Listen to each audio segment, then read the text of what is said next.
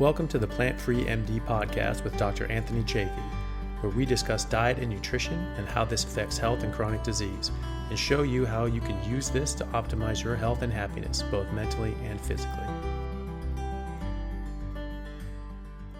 Hey guys, just want to take a second to thank our sponsor, Carnivore Bar. I don't promote many products because honestly, all you need to be healthy is to just eat meat. For those times that you're out hiking, road tripping, or stuck at work and you want a nutritious snack that is just meat, fat, and salt if you want it, the Carnivore Bar is a great option. So I like this product not because it's just pure meat, but also because I want the carnivore market to thrive as well. And the more we support meat-only products, the more meat-only products there will be available in the mainstream. So if this sounds like something you'd like to get behind, check it out using my discount code Anthony to get 10% off, which also applies to subscriptions, giving you 25% off total. All right. Thanks, guys.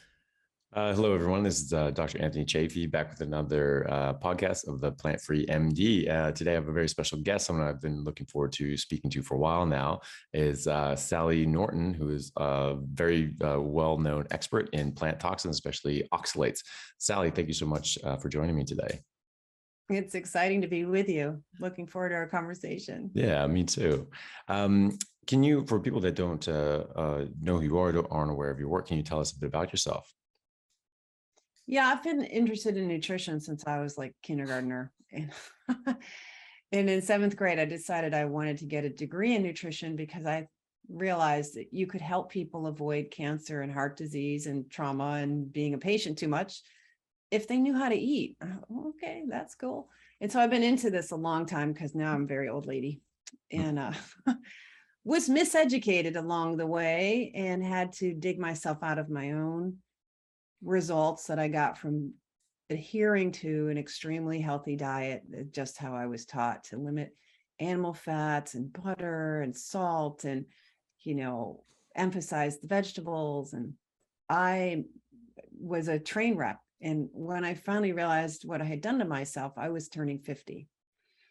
And okay, so a life ruined. Why not study this and figure this out and help some other people? I've been teaching oxalates now for quite a while and decided I needed to write a book because, if you wrecked one life, maybe if you kind of get it down on paper, someone else can benefit. So I've been teaching about oxalates because I realized, it wasn't just, I wasn't some odd case where suddenly, some people can't tolerate their sweet potatoes. No, like at some level, we're all being somewhat harmed, subtle or not. And subtle harm is real harm. And I think we forget that because in medicine, we say, we look for like lethal dose. If it didn't kill you, it makes you stronger. Not true. If it's subtly ruining your health slowly and letting you become a diseased person, that's real harm that makes a big difference in your life. And so I realized that oxalate is doing that. And it's in this common popular foods we grow up on, like potatoes and peanuts and chocolate. Yeah, absolutely. So, so you said you were 50 when you came to that realization. What sort of what was the wake up call that you saw? Well, when wake up, sometimes you trip a few times and then eventually it starts to come into 2020 hindsight kind of thing. So I had lots of issues going on, but I had this particular moment in 2009 with a crotch burning kind of pain, vulvodynia type, like crotch pain. I was like, it was bad enough that I had this sort of outburst moment. I'm like asking somebody to cut off my genitals because I didn't want to live with them anymore. And my husband heard me say that and he got online and he found that there's this foundation right near where I used to work in North Carolina called the Vulvar Pain Foundation, who's been teaching the low oxalate diet for like 26 years now to correct pelvic pain. And I was like, I didn't learn that in school. That's different.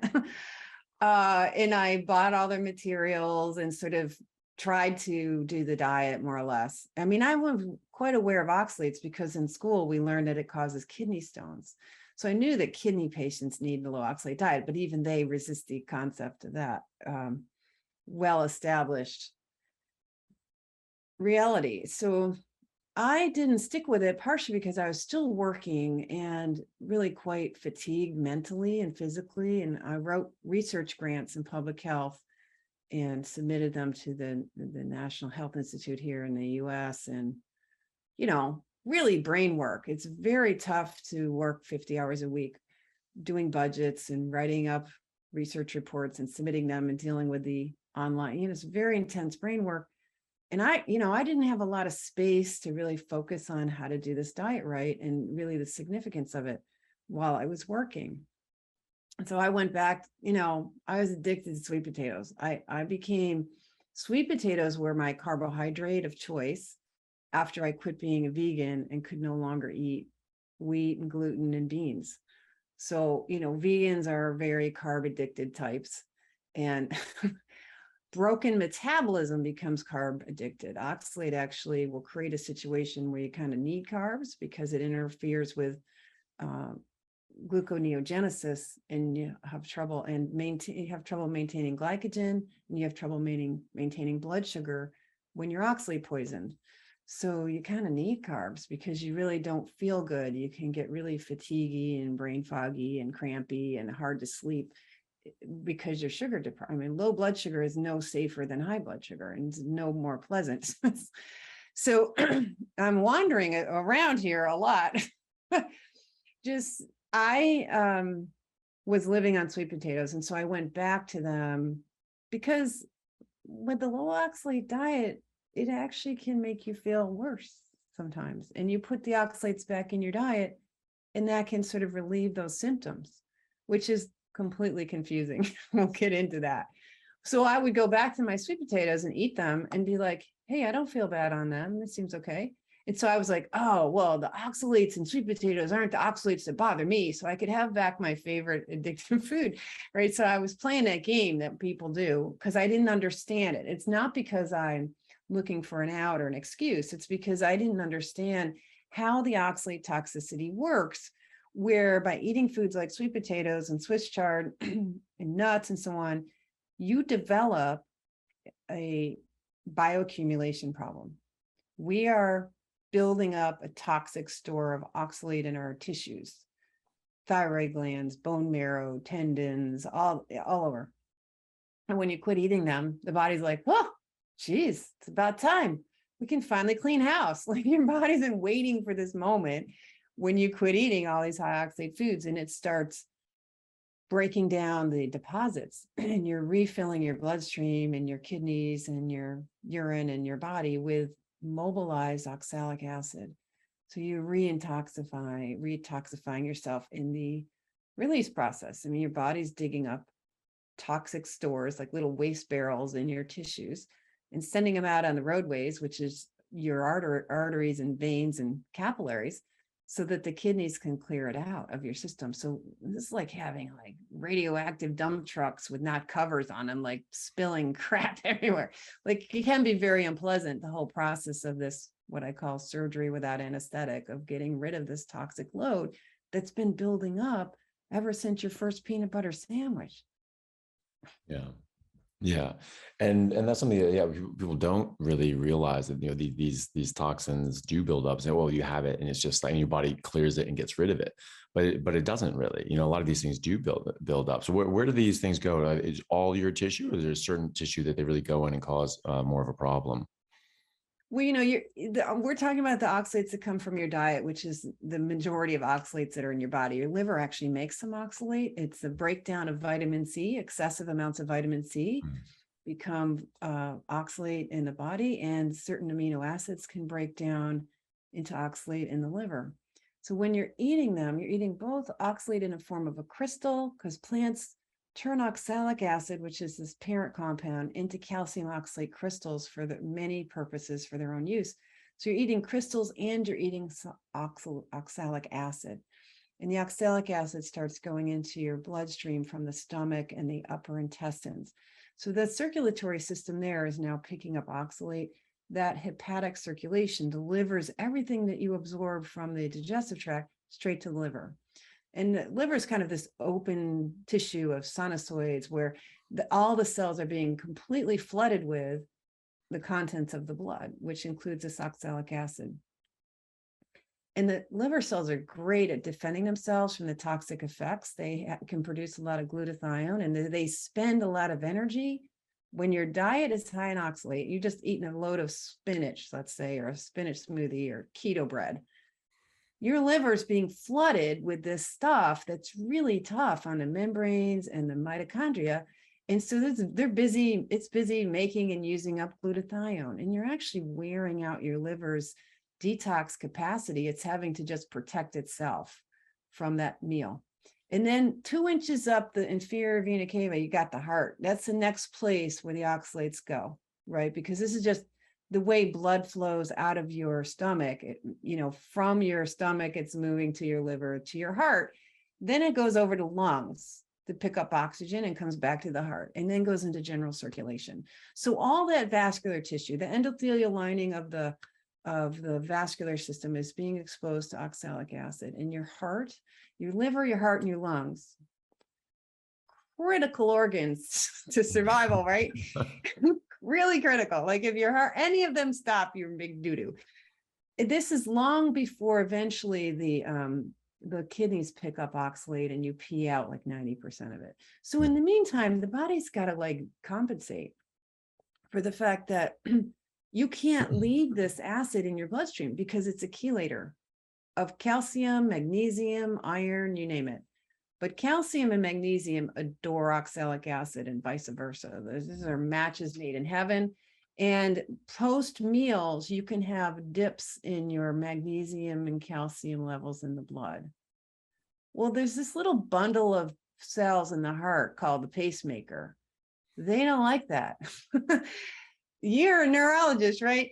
This is like, nerves don't like their calcium metabolism disrupted.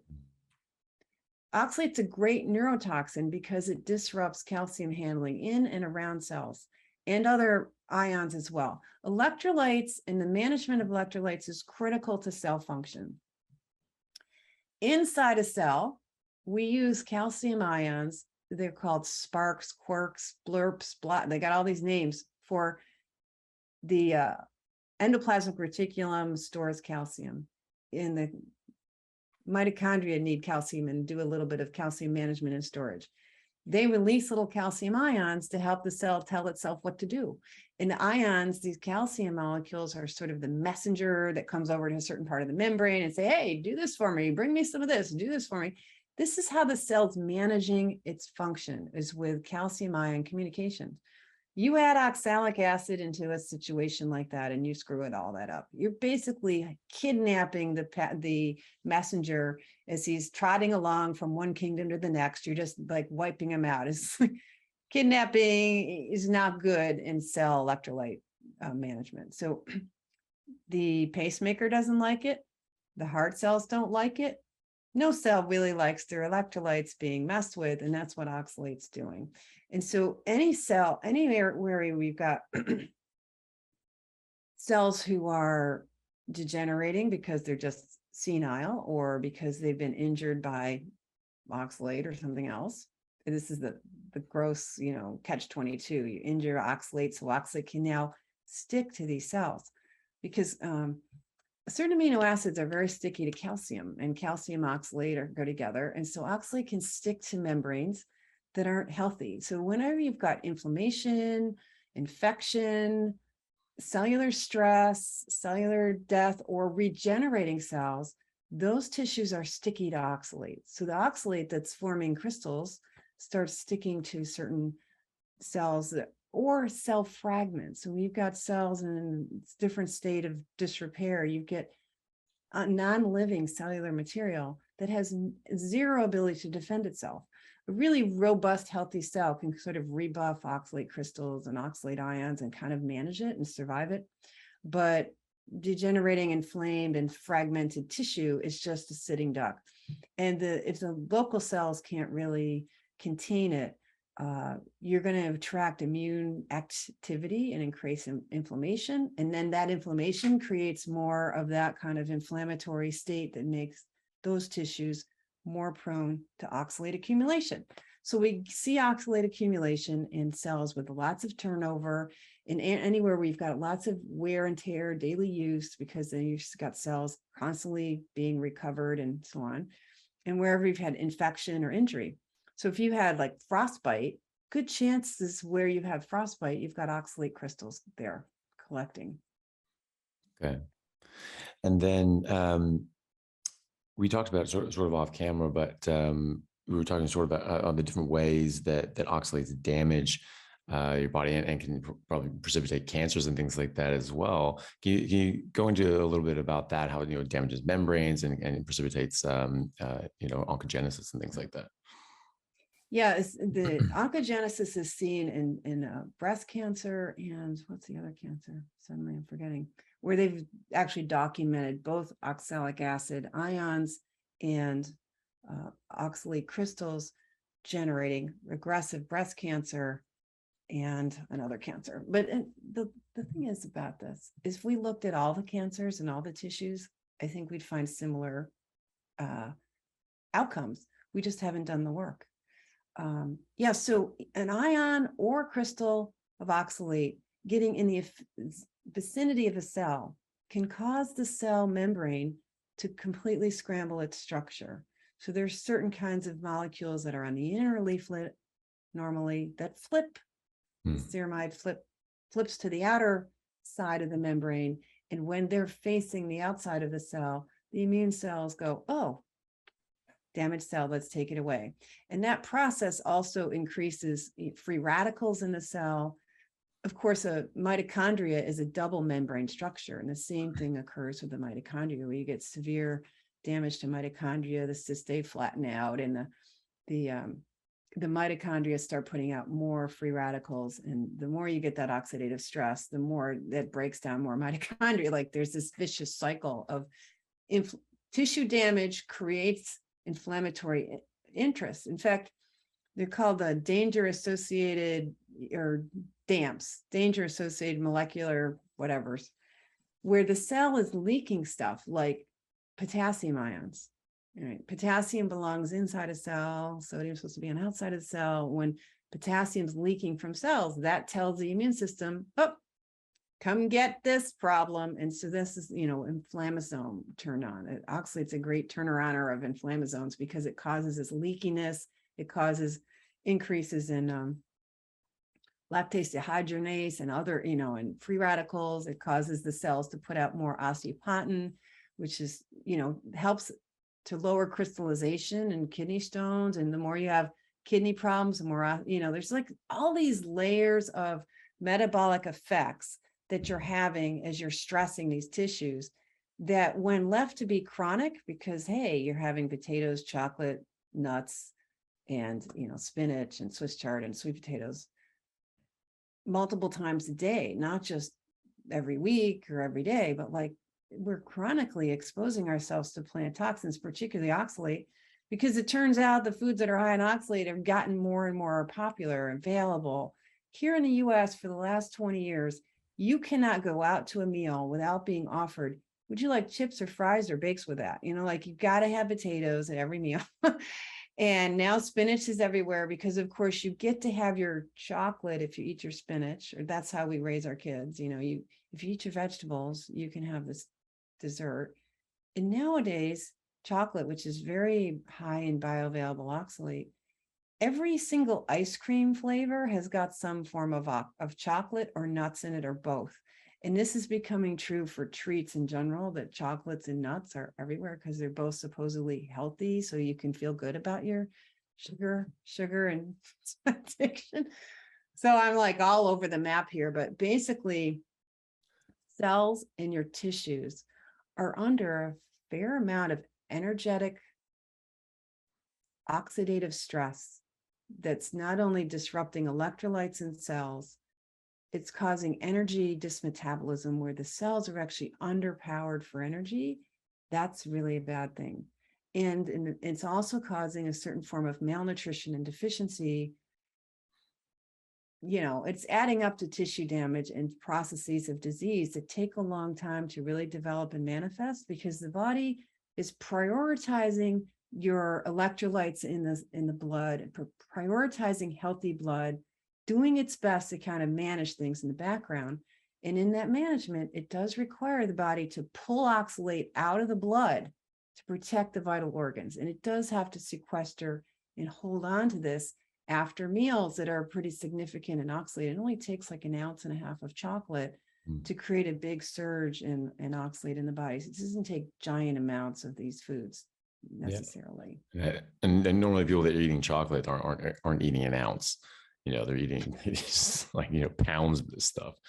Well, and that's the thing with potato chips and French fries too. It's like you go to like, there's Five Guys here, they give you like a pound of French fries. I mean, nobody's sprinkled B vitamins or done anything to compensate for the fact that there's no nutrition and it's pure toxicity, and it's considered a normal meal. Like, it's acceptable to have French fries every time you go out for lunch. Yeah. And to your point about all this damaging the mitochondria, especially in flattening the cristae, that's something that we were talking about before, but that Otto Warburg Nobel Prize winner in medicine back in 1931, he did decades of work after that. He showed that cancer really, it gets from damage to the cristae and to the mitochondria. And in biology, there's this idea of structure equals function, and if you damage the structure, the function is going to be damaged as well. You can't go about that process. And so when you flatten out that cristae or destroy them entirely, like you get in a lot of cancers like glioblastoma, that I was specifically lecturing on today, that you cannot work properly. You cannot go through oxidative phosphorylation. And that is actually the hallmark of cancer. It's not the genetic changes. There are multiple, every cell in a tumor, they'll have different genetics. They'll have different mutations, or sometimes they may not have any mutations at all. There are entire cancers that don't have any mutations that we found. And they're like, oh, that's very interesting. It was like, how can it be the DNA driving cancer if there are no mutations, if it's a normal cell? All of them have this hallmark of fermentation. All of them have damaged mitochondria in some sort of form or number or both. And when they go through that alternate pathway of energy production, which is a substrate phosphorylation of glutamine and glucose, that creates a lot of free radicals, like you were saying. Those damage the DNA. Those cause different mutations, and again compound the issue with the mitochondria. So you start pushing the rock down the hill, and but then it just gets carried on and further on, because you start with the oxalates. It starts damaging the mitochondria. Then that damage begets more damage and more free radicals. And also stimulates the nucleus to actually pull in more glutamine and glucose to just throw fuel on the fire, because they're like, oh, well, we're not respirating properly. And this is why cancer cells pull in 400 times the amount of glucose as normal cells. And so that's very interesting. I didn't know that about oxalates damaging the mitochondria like that. It's really sad that we don't know. In the science, we keep bumping into it, and yet nobody's really funding more and more follow-up studies. Like a lot of the studies that showed interference with enzyme function, how oxalates inhibiting the function of enzymes in the whole process of energy metabolism in cells.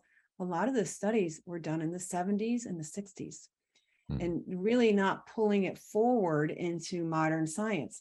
But you have to know that that was an era where medicine turned away from, in science, started turning away from science for its own sake, for really understanding. And we started to have do science for the sake of developing products. And we started to have to do medicine for the sake of making it a profitable enterprise. Whereas in this country, hospitals used to all be nonprofit charitable organizations. They were the Shriners and the Jews and the Catholics and the this and the that. So it was nuns, like volunteer people. It was meant to help people. But the more we got into public funding, assuring that bills would be paid, the more potential for medicine to become a profit center. And we've switched from having community hospitals to having corporate hospitals that are owned by people who are not even in your own state, owning up whole chains of hospitals. And so that has really taken the heart of science and the heart of medicine and warped it in a direction that's allowing something like oxalate, where there's never really going to be a drug solution. It's only going to be about a true prevention solution. So there's no money to be made in warning people to not overeat oxalate. Yeah. Or anything in general. Like, if you, yeah, the economic incentive is to have you buy a product as opposed to eat less of a product or use less of a product. And so, we have to sort of figure out some sort of business model that goes the other way, because you're right. Until we do that, we're sort of swimming upriver. Yeah. As a whole, the way the system works, the way the bigger system is supposedly working. But what we've done, we've got this deal with the devil now, where whole economies depend on illness for a type of sort of GDP.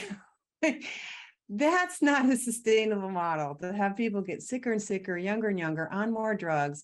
Yes, it's creating economic activity, but it's not creating what the whole point of economic activity is, for people to enjoy a prosperous life. And there's nothing prosperous about needing to be on medications or crutches, or needing a walker, or requiring a car to get from point A to point B because you can't walk anymore. And back to your point about structure equals function, just the fundamental piece of like these bad seed oils that have invaded the diet now for almost 100 years.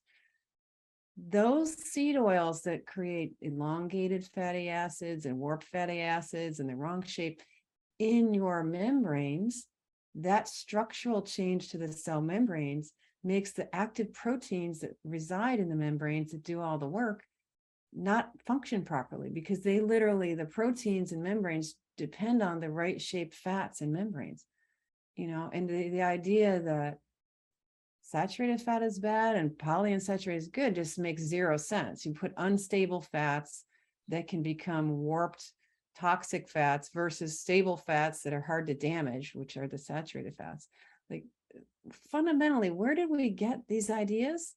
I have to say, my conclusion is that most of nutrition was founded by ideologues who believed that eating meat was immoral, and they were vegetarians that began the profession, and the people who have been attracted to the profession of nutrition share that kind of ideological approach before they even understand their science. And they use their science to try to prove their ideology versus the other way around. So there's a lot of this personal ambition that's also interrupted the ability to think clearly about what's good for humans and how to teach that to the public.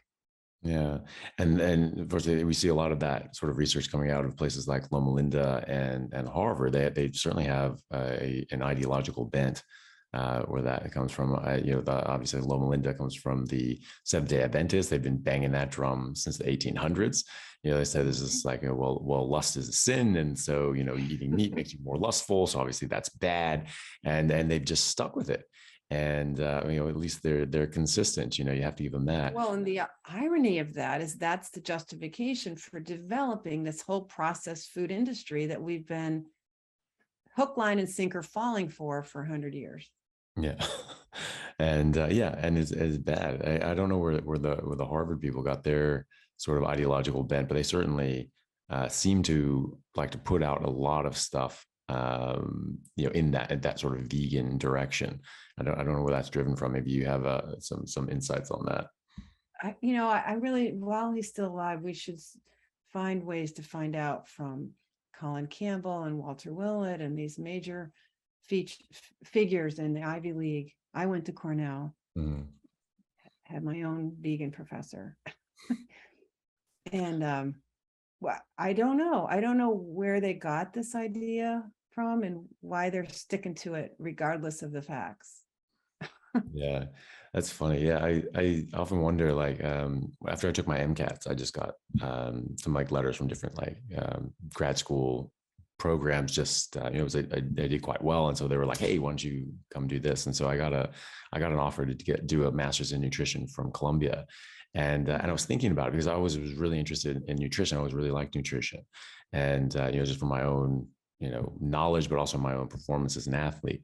And I was very tempted. I almost went, and I wonder if that would have how that would have affected me, because I already had the plants are trying to kill you thing from my cancer biology professor before that, and I just wonder, like, if they'd sort of try that. I wonder how that would have how that would have clashed in my head. I don't really bend that easily, so like I wonder what I would have done on that. But it's interesting. I don't know if Columbia is the same. I'm sure they are. Actually, they definitely are. There was that guy, Covert Bailey. He's a very famous nutritionist back in like Oh the yeah, late 80s, you early did fit or 90s. fat. Yeah, I think, yeah. And he, Think about covert belt. Yeah. yeah, he was a very charismatic guy. He was quite funny, and he'd do these like big talks and lectures, and you see him on TV. My mom really liked him. We saw him as a kid, and he was funny. And he said, I remember Huh.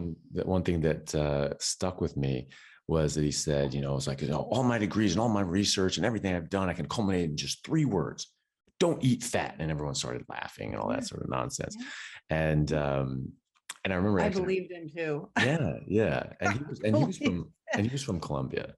It's So convincing. yeah, he was very convincing. Well, even recently, when 5 years ago or so, when I sort of rediscovered all this, and then started eating more fat, and like knew about the research, how we flat out lied to about saturated fat and cholesterol, and how this is actually good for you. And so I was eating all that. And my brother even said, like, but Cover Bailey said, don't eat fat.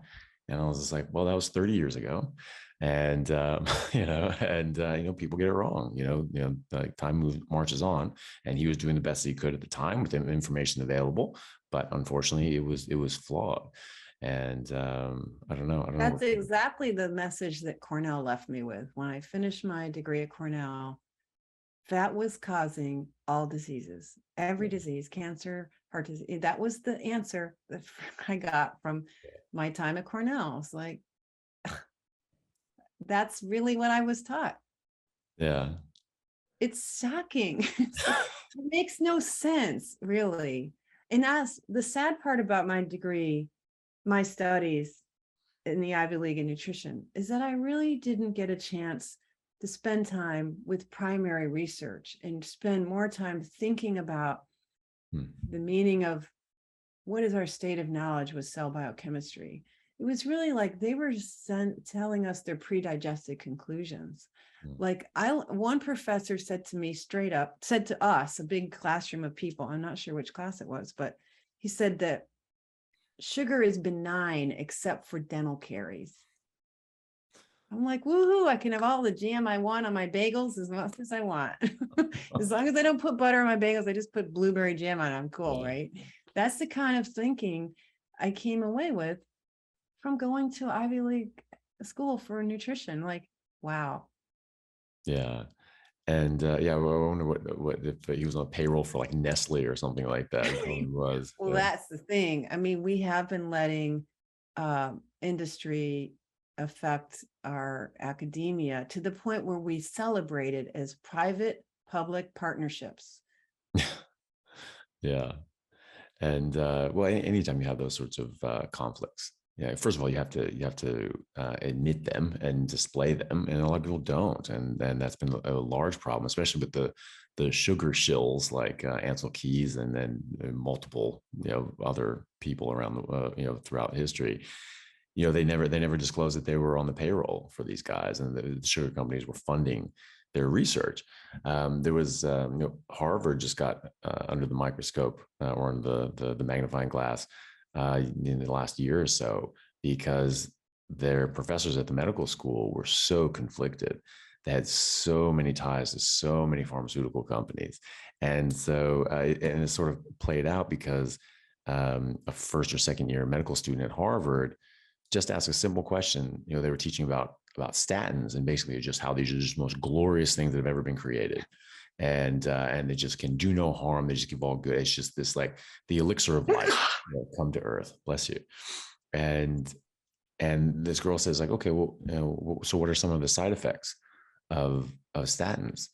And the professor like literally ridiculed her in front of the class, and just and just like started calling her out. And I don't know exactly what he said, but it was portrayed as him being quite rude and chauvinistic. But like, so you see how in education you get shaped about what is okay and what isn't okay very quickly. In medical school, it's particularly good at that. By the time you finish medical training, you're like a little soldier who's been to boot camp. yeah. You don't dare really think for yourself, which is so weird. Aren't you supposed to be? Isn't this a thinking profession? Supposed to be, yeah, and it's supposed to be evidence based. And I was literally talking to someone the other day because I was at a conference. It was a low carb medical conference, or low carb down under, and it's run by doctors for doctors and researchers. So it's you're trying to get a lot of the actual clinicians that are out here treating this. It's like, hey, let's look at the data out here. Let's look at these different studies that don't get passed around in the normal circles. And it's very good. You find a lot of interesting things. And I was speaking to someone there, so I gave a talk there, and they were up talking to me, and they said that they this has been a bit difficult for them in their practice because they're like head of department is very much against all of this stuff. And they said, well, but can you just look at the evidence, just look at the data, like look at these studies. And they just said, I don't need to look at the studies. I don't care what the studies say. I don't care what the evidence says. I care what the guidelines say.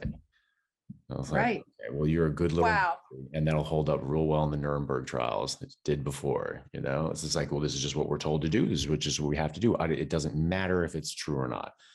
Like, that's insane to me. They don't want to get in trouble from the medical board who's gonna uphold the guidelines written by 10 guys that have stock in whatever is affecting the guidelines. This is happening in kidney stuff. Like, the way to not get the next kidney stone is to quit eating the oxalates. But is that anywhere in the guidelines?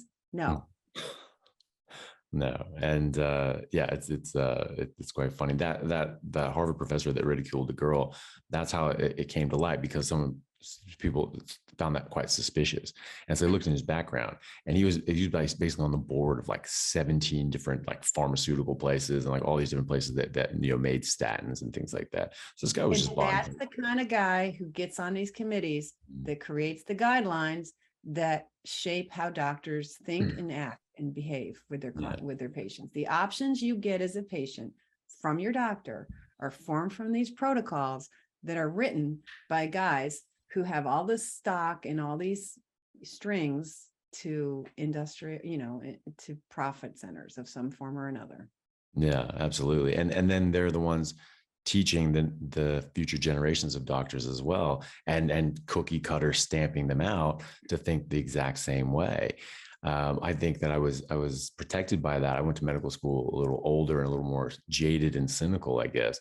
And I just seen a lot more garbage in my life. And I remember like going through my notes later on, and I would just be sort of reading through these things, and and be like some OneNote or whatever, sort of like had some, they taught everything in PowerPoint, which I hate. I always hated learning in PowerPoint. And so I'd sort of write notes like with the slides, which it's a terrible way to learn.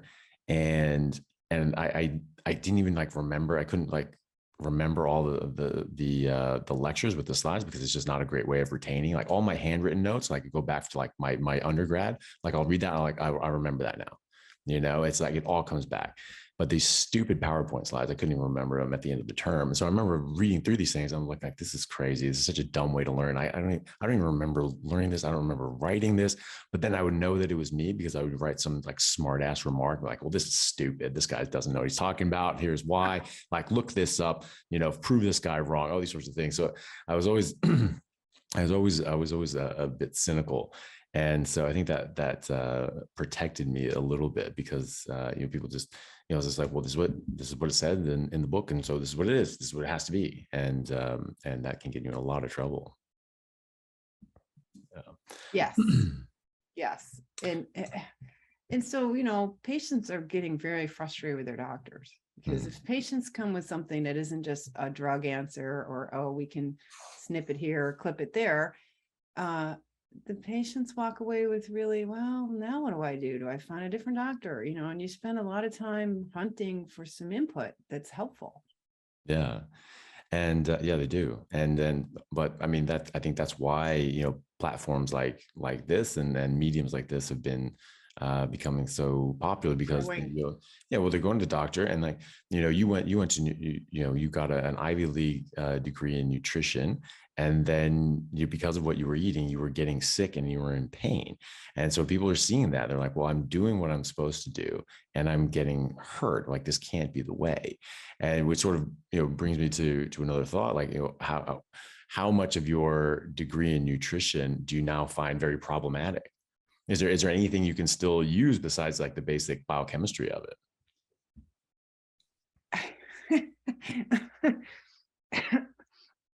First of all, they're terrible at teaching biochemistry. They're terrible at teaching.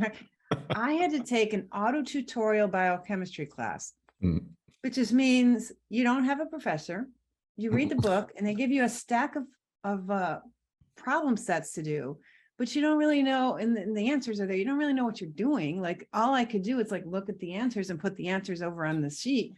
Like transferring the answer sheet to the question sheet was so stupid to me. I just didn't even try. Like, I can't make this work. And I barely passed biochemistry because, like, wait a minute. This is the Ivy League way of teaching biochemistry. This isn't working for me. So, I had to do some catch up and figure it out on my own because it was hard to learn it there. And that's why what was so left me with such impressions was the opinions of the professors.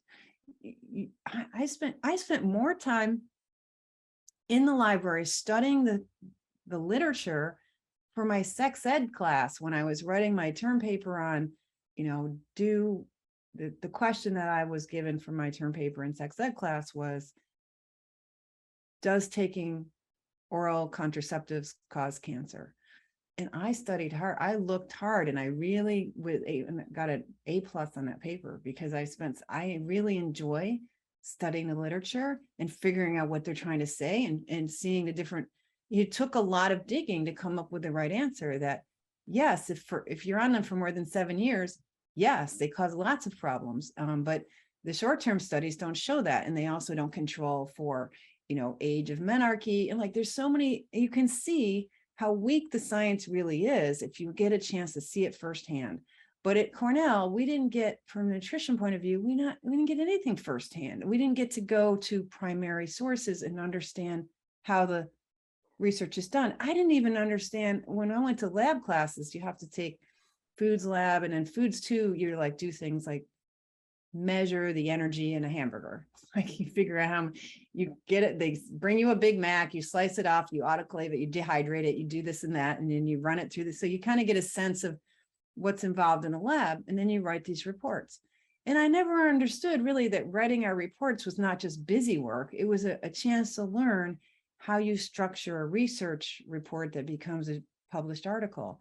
I didn't even understand that. Like they didn't even give you context for how science should work, what's the ideal way it does work, and what can go wrong in science. Like you're not really learning. It's kind of like not learning how to balance a checkbook. Like it should be fundamental. That's not what you get in school.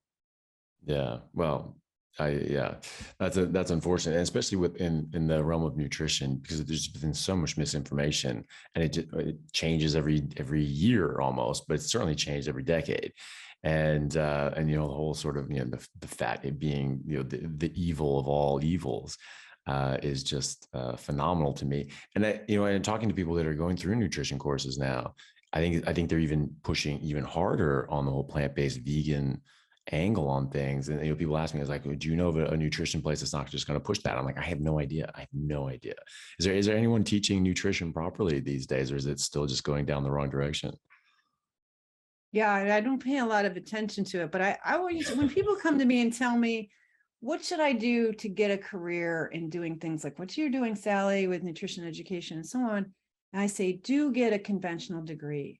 do go and get a commitment. Try to learn biology. Try to learn the basics of biology and biochemistry. Learn to think from yourself and get a stamp of approval on your forehead that says you must be okay because you went to a real school. Yeah. Like having gone to Cornell gives me a certain amount of credibility. Like I'm not just some, random person. I've actually been committed to this field and for a long time. And that helps give you some leeway to open doors and to start doing some interesting things and make some good connections and build a career. So I don't know what but if the more you can focus on the fundamentals of cell biology, how research works, really getting into the stacks, what we used to have to go to the stacks, like, so I'm old, okay, into the stacks. You had to go visit the physical papers on the shelves back in the dark part of the library. That's fun, actually. And there's a lot of stuff in the old paper stuff. And now it's all getting it's not all digitized though. We think it is, but it's not. There's still stuff to find in old stuff. And the older science actually was, I think, performed by people that were inherently more gifted than today. Anybody can learn to pass tests and graduate into a position where you're doing research and science. And back before we had all this money in research, it was really the smart people who were doing it. And they were doing it out of a love of science and learning, not because they wanted to be famous for the next product and develop a profitable product. But nowadays, I was reading about how milk, breast milk, natural raw milk naturally protects itself and all the mechanisms that are in milk to protect itself from contamination and infection. And in 3 days after you express breast milk, it has less bacteria in it than it did when it first was expressed. And I was looking at the science and looking at milk, and they would conclude that if only we could mimic what milk can do, we could have magnificent products. It's like, wait a minute. That's why you're doing the research. That's why you're learning about milk, so that you can have a product, not so you can understand biology and really help us learn as biological creatures how to get along with the world we're in to thrive. And don't we already have a product pretty similar to milk? Isn't it called milk? Oh, milk. Just have that. And we can use colostrum and extracts from milk that are still milk without needing to bottle it up and make it a pharmaceutical or make it a special nutraceutical or something. Yeah. So there's a lot of warping of the world that we're in now for commercial reasons, for professional reasons. I mean, you've got to be sort of secretive with your research, and you've got, like we're having to force people to be open with their data and transparent and things like that. And so there's human beings are flawed. And I think that's why we have religion, because our natural flaws need you need some limits and you need some discipline. And that's true for just thriving in life. You need some amount of discipline and sort of a moral center, like a principle to live around, like different theories and philosophies to live your life around. And so we're prone to lying to ourselves, whether it's how we're eating or how we're doing our research or why we're doing our career. We don't always know that we're just doing it to prove to dad that we're okay. Like whatever's going on with us, we're flawed human beings, and some of our motives and some of our behaviors are, less than ideal. Yeah. So tell me a bit about you have your Toxic Superfood book that's just come out there behind you. Tell us a bit about that. Like, is that focusing, I would assume, mainly on oxalates, but is it just oxalates, or is there more toxins and plants and things like that you go into? Well, when I wrote the book proposal, my chapter 3 was about plant toxins generally, with big tables about all the toxins in plants. And really what I learned from all that research, it took me years to do that research. It took me 3 years to write my book proposal. Oh, wow. All those plant toxins, be them saponins, which is a soap that dissolves membranes, or many others, it's basically wrecking you at the gut, first and foremost. The plants want to kick you in the gut. all of those different toxins. So in the final book, though, it really is an oxalate book. There's a lot to tell about oxalates, and it's hard to jam it into a book. This is a quick trip. It's like 300 pages or something. I'm not good at numbers, but even remembering the page count in my book. The book is being held until December. You want to pre-order it now. And in November and December, you'll be able to get a little free gift for pre-ordering the book. But pre-ordering it is really important because it gives the book a chance to be a bestseller as it gets put in your mailbox on December 27th. And that's the way that we can build this conversation, because the bots will start noticing that people are interested in this topic, that this topic is worthy of learning about. And so this book explains what the oxalates are. It explains that really healthy eating isn't working, that the harder you try to eat healthy, the less likely you are to feel great. And why we don't know about oxalate, what the history of it, why it's hard to test for it, and how, mistakes like lots of seed oils and high sugar diet will just make your oxalate poisoning worse, and vice versa. Like that combination of the seed oils, high oxalate, which is basically, salad dressing on spinach, and sugar, throw some raisins and sugar dressing on there, and dessert, that combination is really quite bad for us. And so the book also tries to tackle all this mythology around the plants. So chapter 4 talks a lot about how we're eating a lot more spinach, nuts, and sweet potatoes, and why that's not a good thing. And the modern diet styles that are supposed to help us feel better, paleo, keto, pescatarian, can really increase the amount of plant toxins that you're eating, because now you have permission to eat darker chocolate, more oxalates, more toxins, more nuts, more chia seeds. This is not good. And there's plenty of researchers out there who actually are at the top of their game, leaders in their field, showing us that phytonutrients are dangerous. We've known this a long time. Tannins, they tan leather, right? They warp proteins. They turn nice, soft skin into hard hide that you can make a saddle with. You can turn, that's tannins in berries and tea and so on.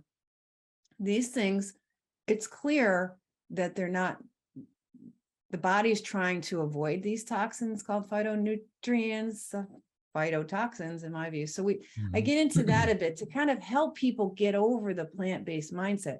If you have to cut back on spinach, Swiss chard, and sweet potatoes, you will not drop dead. It's okay. Inhale and exhale. It's okay to get through life without spinach and chard. And so I've tried to do that with the book, and then get into part 2, the specifics of how to transition to a low oxalate diet. And a high leap off of a, say, vegan or keto diet that's loaded with chia and spinach and so on, to a carnivore diet is a very significant metabolic change. Like, it's huge. And the body's like, oh, I can hear that. The body listens for signals. It's reading what you're eating.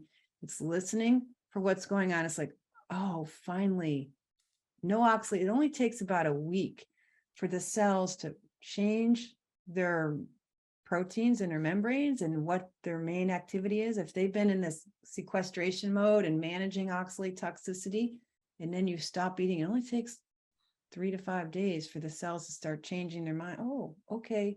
They hear quickly, this is a moment. You don't really want to mobilize that sequestered oxalate that's sitting in your thyroid gland and your bone marrow and your tendons, and suddenly have it mobilize all at once. That is quite dangerous. People end up in the emergency room with severe AFib and blood pressure out the roof, because it really is disturbing electrolytes, which is quite neurotoxic. So it's better to not do that. Some people need to hold on to some of these foods, which, it's easier. You don't have to be doing, I say abrupt changes are not only hard on your physiology, they're a little hard on your psyche. And you're like, oh, that's a lot to a lot of change. If you can work down more gradually, it's sometimes easier. Okay, well, let's just not do spinach for a while, and then cut out the nuts, and, find some progressive way to do it, and explains why and how to do that. And then there's a whole big long chapter about why you need sunshine and mineral baths and why you probably need to supplement electrolytes and B vitamins and other things if you're oxalate poisoned. Because if your system is trying to unleash all this stuff, you continue to lose potassium, sodium, and so on. So it's really important to get electrolytes. And so the book really tries to share the science as quickly as we can. There's a whole big chapter 10 about the mechanisms of that at the cellular level, how cells become energy deficient, and the ways the body has to adjust for that means that inside a mitochondria and a cell and a tissue, your fundamental function of how to just get through the day is being interrupted. And so that can blow up into any kind of autoimmune disease, any kind of neurotoxicity disease, whether it's anxiety, that kind of stuff, connective tissue breakdown, urinary dysfunction and liver dysfunction, you name it. It can be anything. So it's not that all diseases are always caused by oxalate. It's just that any disease can be coming from oxalate toxicity. Okay. And so this is the idea of oxalate dumping, that when you stop eating oxalates, then the sequestered oxalates do come out at that point. And then, so would you then have a higher, serum level of oxalates than you would from eating just oxalates on a normal basis? It would seem that that's the case, that you're on the way out is harder than on the way in, not just because you absorb them over an 8-hour period or 10-hour period, and it's coming in kind of slowly with a meal, but also that the process of digging out the sequestered oxalates involves inflammation. You have to bring in, this is where the cancer comes in. The little crystals, the oxalate crystals that are in the breast tissue, bring in immune cells that cause this mesenchymal transition of normal breast cells and turns them into bone producing cells. They produce hydroxyapatite. So in the tumor, in the aggressive breast tumor, you see this hydroxyapatite deposits and they think, oh, it's not oxalate, but it used to be oxalate. So where you've got oxalate crystals, give it 5 years, that will become, in a person who's trying to get rid of the crystals, it's that immune activity trying to get rid of those crystals that creates the cancer from the crystals. Now, you can also create the cancer directly from the oxalic acid, so you don't require the crystals to do it. But you see that this removal of crystals is harmful, or is risky work. So you think, I try to explain this as the immune cells are these hazmat workers. They're coming along dealing with hazardous materials buried in like an old gas station. They're digging up underneath the old gas station to get rid of these barrels. And they're exposing the whole neighborhood to toxins. And then the roadways are being vascular system. So you get vascular decay. You could continue to get capillary destruction in the eyeballs and other tissues if it's coming out too fast. So you don't want your blood levels to be, and so the body is clever. It tries to do this in little cycles. So it tries to turn it off after it's been on for a while. It goes on and off and on and off. And people who are experiencing this on a low oxalate diet, they'll suddenly feel awesome, like everything quiets down, and they'll have a moment where the sun opens up on their head and their mind is clear, their energy is good, they don't feel pressured, but they know they can get through their to-do list today. And then back with the oxalate coming back, and then they're like, oh my God, I can't think straight, I'm dropping stuff, I'm discouraged, I'm exhausted, or whatever, and you can see it sometimes with the cloudy urine. That's crystalluria coming out. So if you see waves of cloudy urine, chances are that's crystalluria, where your tubules in your kidneys are good. I mean, when you can produce crystalline urine, that's a sign of kidney health, because now we can see that your tubules can in fact dilate when they start filling up with crystals, and you can release it. Other people who have kidney problems, this gets stuck up, they get nephrocalcinosis, or they end up with kidney stones. And you can produce kidney stones on a low oxalate diet because of this heavy clearing that can happen. And the dumping is when the clearing from the tissues is so heavy, and probably multiple tissues at it, where you get quite sick from it. Okay. And so, and how would you combat that then? Just having sort of low levels of oxalates in your diet for a period of time? Oftentimes people can add in a cup of tea and feel better quickly. So sometimes it doesn't take a lot of oxalate added in to tell the body to stop.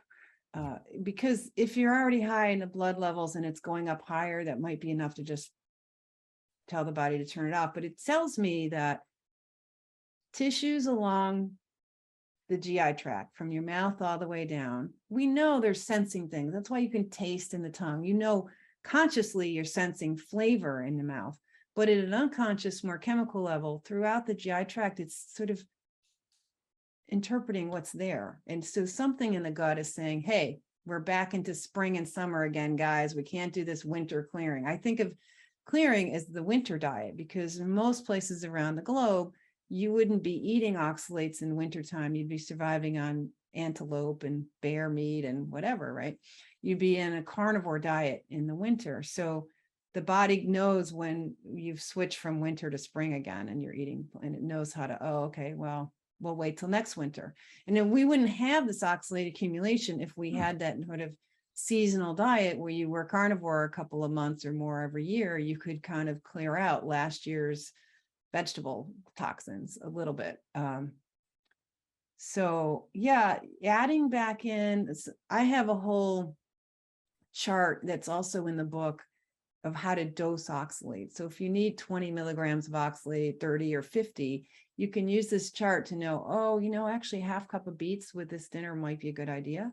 You could use things like that. Some of these high oxalate foods, you can use them therapeutically to get this clearing to slow down, which is important.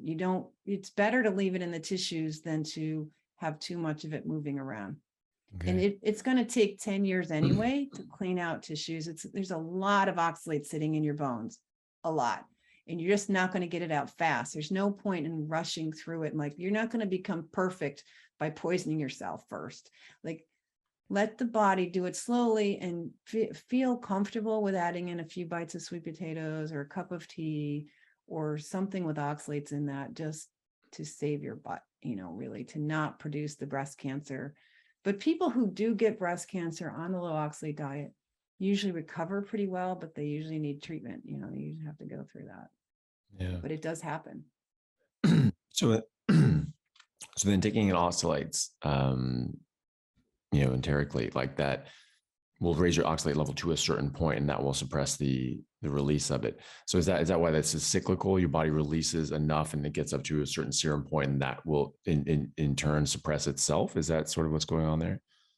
I wish we knew. I wish someone cared enough to study it. That's a very reasonable hypothesis that we could test. Maybe it's very hard to study what's going on at that level in the body. You really have to use animal models to do it. And often, like, you use radioactive. The best way to see where it's getting is you use radioactive and you can trace it because it's so minuscule. So it's really tricky science. It's nice that we do know as much as we do know about oxalates, and it's because of kidney stones. Most of the research in the last 30 years or 50 years really has been coming through kidney research and kidney researchers, although you see it all over the literature. You see it in the nanotoxicity literature and the oxidative stress literature and all over the place. But the majority of the funding has come through it's about kidney cells. So it's sometimes hard to generalize from that. So it would be great if science would recognize the need to fund this, to attract brilliant minds to it, and really ask so many interesting questions about how is the body managing this. But that's the reasonable explanation. And the immune system itself is so complicated, and it's a big piece of this management is the immune system sending out cytokines and messengers and being capable of turning itself off. And some people lose that capacity. You need, I think it's palmitic acid is one of these compounds in the cell membrane. It's one of the most abundant compounds in the cell membrane. The cells use that to make turn off the inflammation signaling. Like if you're low on palmitic acid, if you don't have the right fats in your membranes, if you've worn it out because you've been under so much inflammation, I think when you've been under chronic inflammation for a long time, your ability to turn it off metabolically becomes harder. And you get stuck in this loop. Yeah. And so what is your advice really for people going this? When I transitioned to carnivore, I just thought like plants are toxic. I'm not going to eat them. I'm not going to put poison in my body. I did fine, but not everyone does. And so would you, how prevalent is this, the oxalate dumping, and people having problems with this? And you said it can sometimes show up, years down the track as well. So how do people look at this in a practical way and say, okay, this is what's happening to me, and this is what I need to do about it? Well, I do have a self-assessment quiz on my website that gives you a sense of if you have a long history of eating high oxalate foods and you have several body systems that are showing stress. And we don't know why some people can switch to a carnivore diet and not to seem to have any of this oxalate clearing symptoms, sometimes for a very long time. I had one client I mentioned to you earlier. He came to me at year 3 on carnivore. He and his wife had been keto, and they'd been using a lot of almond flour and eating almond muffins and that sort of thing all the time. Mm-hmm. And they abruptly shifted from that 3 years prior. And then all of a sudden in year 3, he was so sick he could barely work. And he's a health professional, and he has little kids and about to have the 3rd kid. And so I don't know why some people start dumping in the first week. Usually there's this honeymoon of 1 to about 20 weeks where you feel amazing on a low oxalate diet, like carnivore. It's like, wow. And then some things start creeping in. So if things start creeping in, it could very well be the oxalates. So one of the ways some people, there's 3 major systems where the body is pushing oxalate out of the body.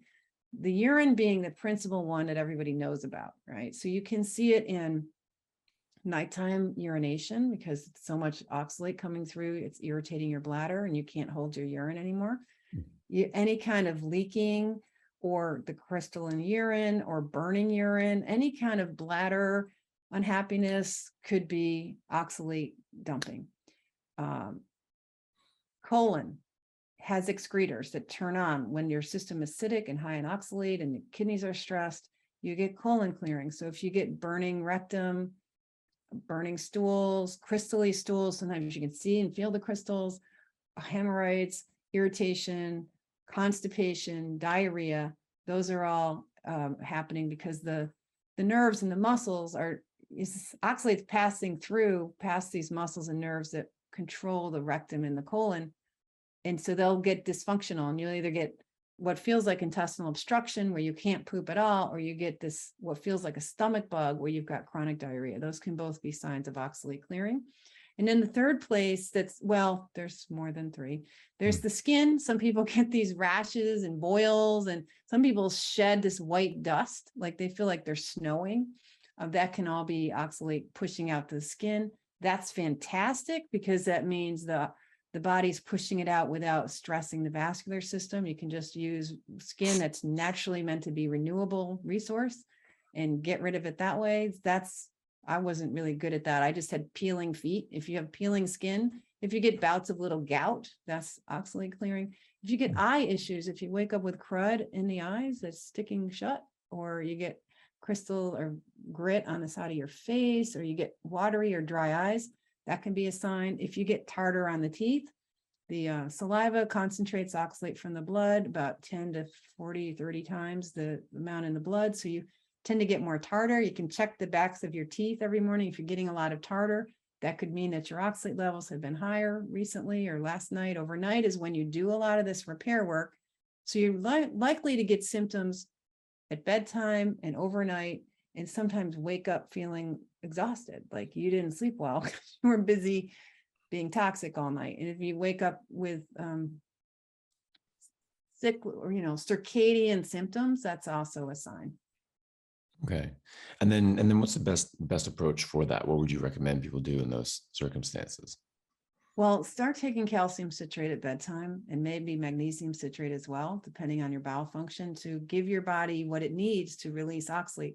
The calcium is meant to be sitting there in the colon as a attractant and as a binder to let you release oxalates through the body. So calcium really promotes the oxalate clearing. So you have to be careful with it, because taking enough of it might give your body like just what it needs to do this dumping level of clearing. So you have to watch that. But calcium really lowers pain, usually lets you sleep through the night better, and helps your body actually do it productively instead of just make you sick.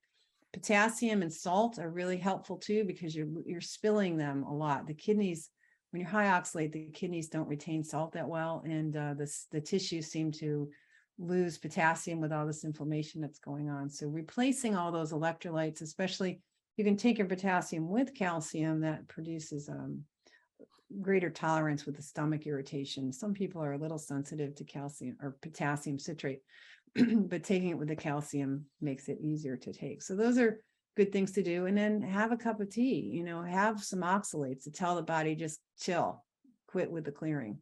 Yeah. I was just sort of thinking about that. There's a couple carnivores, like Dr. Saladino, who started having problems with carnivore after about like a year and a half. And those are specifically the problems he had was with electrolyte issues. And then, and he said he was having maybe some hormonal issues, but thyroid issues specifically. And he attributed that to not eating carbohydrates, even though people have been in ketosis for decades in America and elsewhere without those issues. I just sort of wonder what your, I don't know if you know that situation, but could that have been? He was a vegetarian, so compare Paul to Sean, right?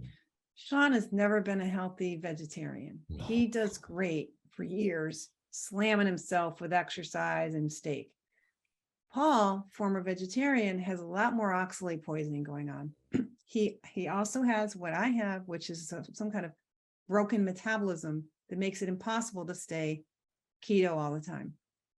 And this happens with oxalate poisoning. Oxalate is messing up your ability to produce muscle glycogen and keep your blood sugar even. And those people need some carbohydrates. So it's quite reasonable. I mean, that's the two of them are a great example of your history might have a long tail. Like, I don't know if or when, I'm the same way as Paul, where I need some carbs. I started doing full carnivore. I was down to like lemons and coconut and one or two other things, and all meat anyway. And when the carnivore world started interviewing me in 2019, I decided on April 1st would be my carnivore start date. And by the time I got to June and I was at Keto Fest with Sean, I'm like, Sean, I got to go get a mango or something. I can't sleep anymore. My leg cramps are driving me crazy. And nothing would fix that and give me a really good night's sleep until I was adding some carbs back in my diet. So it's okay to be mostly carnivore and need some carbs. You can have it both ways. We don't have to be ideologues like vegans and say you have to do it this way. No, your macros need to be highly individualized and customized. Just because it works for you doesn't mean it's the prescription for everybody. I do think that a meat-based diet is really critical to health and healing and recovering from oxalates. And I really think that a full carnivore diet is a nice stage to get to, and you play with it as much as you can, but you're not a failure if you need to add in some sweet potatoes or some squash or some pineapple or something. It's okay. You need to be listening to your body. This is the key thing. We have to individualize this as much as possible. And in the context of understanding oxalate poisoning, it all makes perfect sense. And then you can feel sane about it. Like, yes, you're doing something that's rational, that's based on science, and it's based on a compassionate, respectful relationship with yourself. If you can't sleep and you've got a lot of cramps going on and issues going on, if you get any of these signs of clearing, like the tartar on the teeth and the gritty eyes, okay, you've got oxalate poisoning. Come join us and learn about that, because it's okay. It's just the reality. We're all a little poisoned with oxalate. That's why there's all these diseases. Like kidney disease has been the fastest growing disease for the last 35 years. And osteoporosis is everywhere now. That's an oxalate thing. You name it, gut problems, neurological problems, mood problems. These can all be the end products of oxalate poisoning. It makes sense. It makes sense. We don't have to like shame people into doing it right. Excuse my fall allergy. Sorry. It's, so I think also athleticism. This is another example of they're both athletes, but if Paul wants to keep up a very active lifestyle and sleep well and function well, for him, having his fruit is working. I would never advise honey and stuff. I wouldn't necessarily do that way, but it's okay for him. It just doesn't mean that you have to like specifically do exactly what your inspired leader is doing. You can just keep listening to both yourself and getting informed, and you can find a path where you can regain your health. And that's the key thing. The key thing is regaining your health and understanding that there's bumps along the way. Yeah, definitely. And do you think that sort of situation can heal over time, and maybe you use sort of carbs as a bit of a sort of a bridge to get you where you need to go, and eventually when you get this gunk out of your system, will your body sort of work properly at that point, or will you perpetually need to use? Well, I don't even love the idea that full keto is a sign that you're working properly, because I think periodic carbs have always been the case for humans. We've always run into honey and roots, and we've always dappled with them, but we've always had where we didn't have them. We've always, so being able to be metabolically flexible and pulsing on and off and having control. I think that the real fear of carbohydrates is that you can quickly lose control around carbs if you don't have a disciplined mindset and if you're not really being conscious about it. You start dappling in carbs and you can become like hooked on them, and they start taking over your diet, and that will get you back to where you started. Just like with oxalates, if you have this thing, oh, I want my chocolate, I can have it back, I'll just do oxalate for a year and then I can have it. No, like, don't go back to what makes you sick. The highly processed or excessive amounts of carbs, overuse of foods with oxalate in them, you can't really go back to them, but it doesn't mean you can't have fruit or some carbs. You just have to, like I tell people, if you need carbs, have it with a meal at dinner time. That carbs will help you sleep better. If you get that kind of result where now you're sleeping deeper and longer. For me, my body, if I stay too keto too long, my brain is like, how dare you lay in bed when you should be up hunting?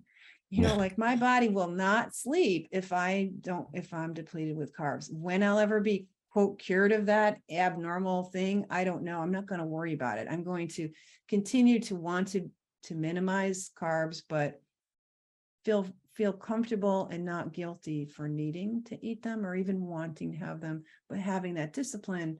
I never start my day with carbs. I would never start a day with carbs.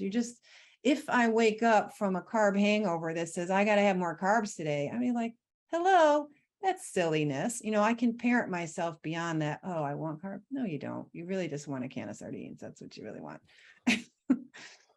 So, we need to loosen up, I think, a little bit about, there's one way to do it right, and you've got to get back. I would love to see Paul talk about, he can do 3 days a week with 0 carbs, 0 honey, 0 fruit, and be great, and then have his fruit days or whatever. Like you should be capable of getting both ways, but it doesn't mean that chronic keto is necessarily healthy for everyone. I think being capable of being in ketosis and doing it frequently is great, but having to do it all the time isn't necessarily appropriate for everybody. And it can be metabolically stressful for some people to try to stay there all the time. It's okay to go in and out. Your cells do a better job of absorbing that potassium that we're trying to get back into your muscles and back into your nerve cells when there's insulin around. Insulin tells your cells to eat. So having little spikes of insulin, I mean, eating enough meat will spike your insulin. Like you do need to go up and down and in and out. I mean, honestly, you would feel better if you never ate at all, because you wouldn't have the inflammatory spike of eating. Eating creates a little bit of inflammation and a little bit of unpleasantry. But if you continue to never eat, it won't be long where you're not with us anymore. Yeah, true. Okay, great. Well, sorry, I'm just conscious of the time, but it was an absolute pleasure talking to you. I'm really glad we were able to do this. You please tell us where we can find you and support your work. Well, I have a website, SallyKNorton.com. That's the best place to communicate with me, is through the website. Mm-hmm. And there's lots of free information there. And soon there's one page about Toxic Superfoods, the book, which is being held for release until December 27th. And in November and December, you'll be able to, through my website, get to a free bonus gift for pre-ordering the book, which I would be very grateful if people would do that. You can find me on Instagram. Ever since I got hacked earlier this year, I'm reluctant to devote a lot of time to new posts, although I have a million things I'd like to be putting on Instagram for you guys. But I'm making myself do a little bit more on the blog so that that's an area I have more control. But look for me on Instagram because there's tons of information there. If you like little science and pictures on the SK Norton, SK Norton is the older account that has a lot of that stuff. And then there's a newer one called Toxic Superfoods _oxalate _book. And that's 2 of them to come hang out with me. I don't spend a lot of time on Facebook or any of the other sites. I'm a research geek and I'm teaching people directly through my classes. You can come to a cheap class and learn more about oxalates. Awesome. We'll put all that in the description and people can find you there. Sally, it's been an absolute pleasure. I really enjoyed talking to you. Thank you so much for coming on. Hope we can do it again. I look forward to it. I think we are birds of a feather. So, definitely. And I'm really glad that we're getting a chance to connect. So thank you so much. Me too. All right. Well, thank you very much. We'll see you later.